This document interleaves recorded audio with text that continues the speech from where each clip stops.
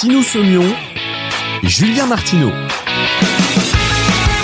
Bonjour à toutes et à tous, bienvenue dans le premier podcast pour Co-Farming Tour. J'ai comme premier invité l'honneur de recevoir Monsieur Dal Antoine, gérant de Dal Consulting. Bonjour Antoine, comment allez-vous ? Bonjour Julien, merci, je vais bien. Je profite en fait de cette journée Co-Farming Tour en fait pour savoir un petit peu pourquoi vous étiez arrivé aujourd'hui aux Établières à La Roche-sur-Yon pour parler de Dal Consulting. Qu'est-ce qui vous a amené à Co-Farming en fait ? Co-Farming, Dal Consulting est adhérent au Co-Farming depuis plus d'un an. Co-Farming est une association d'entrepreneurs qui permet d'être en contact avec les agriculteurs et les filières agricoles. Aujourd'hui, on a posé nos valises aux Établières parce que c'est un établissement, donc source d'avenir, beaucoup de jeunes, et puis un centre expérimental qui parle du coup d'avenir. Et pour nous, les enjeux agricoles, c'est tourner bien sûr une analyse du passé, mais pour bien appréhender l'avenir. Bon.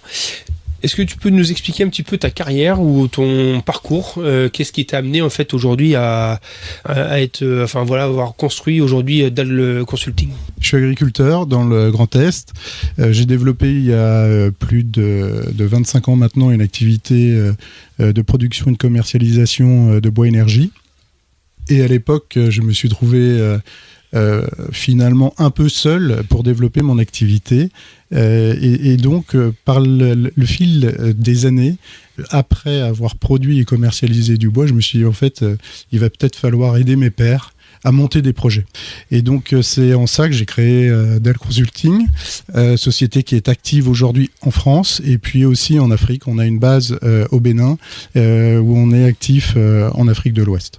Qu'est-ce qui t'a manqué en fait quand tu t'es diversifié ? Tu parlais en fait que tu avais besoin de créer quelque chose, de consolider certaines bases. Qu'est-ce qui t'a manqué en fait quand tu as eu ce projet-là ? Je suis un entrepreneur, donc en fait j'avais la volonté de développer quelque chose qui m'était propre. L'exploitation agricole est une exploitation agricole familiale et j'avais aussi envie de développer une activité économique complémentaire. Et il y a 20-25 ans, le bois énergie était à une phase de démarrage. On commençait à parler de décarbonation. Les coopératives agricoles se lançaient aussi vers la décarbonation et utilisaient de la biomasse en substitution du charbon. Et pour moi, je trouvais ça assez challengeant à l'époque de me diversifier dans cette activité et de développer cette activité. C'est toujours très challengeant pour moi aujourd'hui, d'ailleurs, ces sujets de l'utilisation de la biomasse en agriculture. Vos solutions, en fait, c'est un outil en fait qui vient révolutionner un peu le monde agricole. Comment elle vient ? Parce que dans le monde agricole, en fait, il y a deux sujets. Il y a le bien-être en fait de l'agriculteur et il y a le bien-être animal. Votre solution, elle vient solutionner les deux problématiques ? Non, nous, on se concentre sur le bien-être de l'agriculteur et l'accompagnement de l'agriculteur pour développer son activité. D'accord. Vraiment. Aujourd'hui, en fait, cet accompagnement, il se transfère, en fait, comment ? C'est du suivi, du reporting, c'est de la mise en relation ? C'est un peu tout ça. On se positionne en chef de projet externalisé où on accompagne vraiment l'agriculteur de A à Z pour mener à bien son projet. On a par ailleurs monté AgriCoaching à plusieurs entrepreneurs. Et donc là, AgriCoaching, c'est vraiment un outil ou en tout cas une solution pour accompagner les agriculteurs à clarifier leurs objectifs. Puisque, comme tu le sais, aujourd'hui, les champs du possible de la diversification sont quand même très larges et on a besoin, enfin en tout cas les agriculteurs ont besoin, et du coup je te dis d'aide pour clarifier nos objectifs et entreprendre sereinement. Alors moi j'ai mon expérience personnelle et j'ai envie en fait de te mettre dans une catégorie en fait où tu es un accélérateur de start-up pour le monde agricole en fait, en quelque sorte. Ouais, si on peut. Parce que c'est vrai que c'est un accompagnement effectivement externalisé sur des problématiques qui sont un peu nouvelles. L'idée effectivement c'est bien de rédiger en fait un business model en fait et d'avoir des critères en fait de suivi.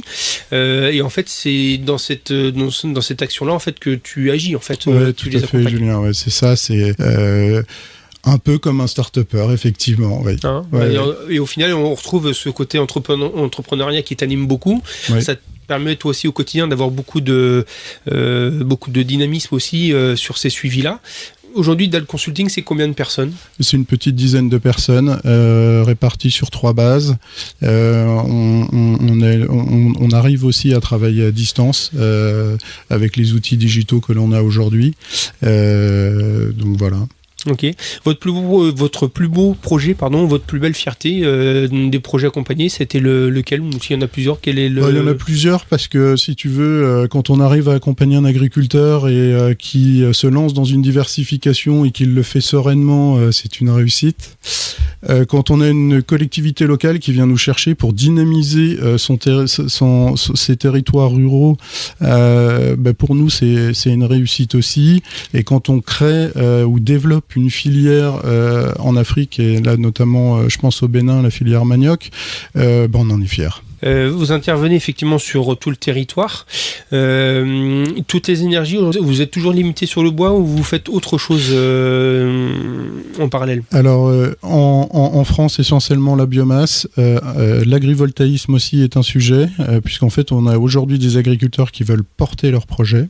Donc on les accompagne dans ce sens et pour l'essentiel. Et en Afrique, on a un œil sur la méthanisation. La méthanisation d'Afrique ? Oui. Ok, c'est vrai que c'est des projets qui sont très éclectiques pour le coup. Oui, mais ils vont très vite et l'utilisation de la biomasse chez eux est un enjeu aussi.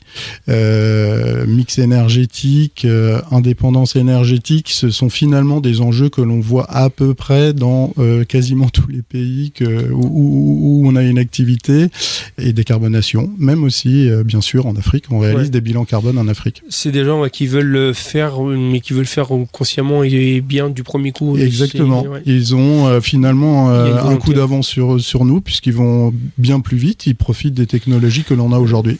Ils ont vu en tout cas les 30 ou 40 années où on a fait peut-être un certain nombre d'erreurs et je pense qu'aujourd'hui, comme ils sont en phase de développement, ils veulent les corriger d'entrée de jeu.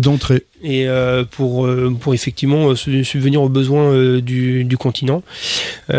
Co-Farming Tour, ça t'a apporté quoi ? Ça t'a apporté plus de visibilité ? Ça t'a amené plus de clients ? Ou ça t'a amené en fait le fait de retrouver des gens qui ont la même vision que toi du monde agricole ?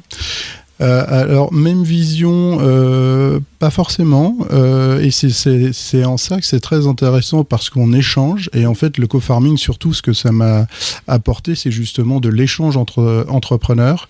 Ce sont des contacts, ce sont des échanges d'idées, de l'activité, oui bien sûr, parce que ça offre de la visibilité d'être au co-farming, et j'insisterai sur l'échange en priorité. Ouais, ça permet effectivement d'être à l'écoute des problématiques des uns et des autres. Exactement. De voir en fait qui a une solution en fait plus adaptée en fonction des situations. Très bien. Donc à l'avenir, je suppose qu'on va te retrouver toujours dans le groupe, en tout cas co-farming, oui, pour les accompagner. Toi, ton objectif, c'est de développer, de monter à 50 personnes, d'avoir des gens un petit peu plus à l'international. Comment tu vois un petit peu les choses ? Chez DAL Consulting, oui, l'idée c'est de monter, c'est de faire grandir encore l'équipe, mais c'est effectivement d'avoir plus d'activités en France et en Afrique de l'Ouest, oui. D'accord. Sur l'aspect agrivoltaïsme, on sait qu'il y a eu des nouveaux décrets là, qui ont été annoncés là, par le gouvernement.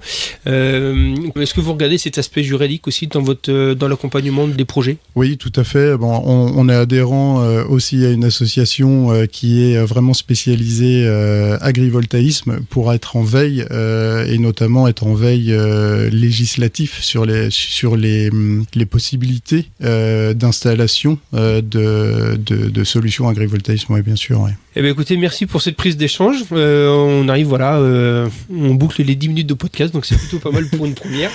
J'aurai sûrement l'occasion de te réinviter au micro pour avec d'autres plaisir. problématiques sur d'autres journées également. Merci à toi et puis on vous dit à très vite. Merci Julien. Merci.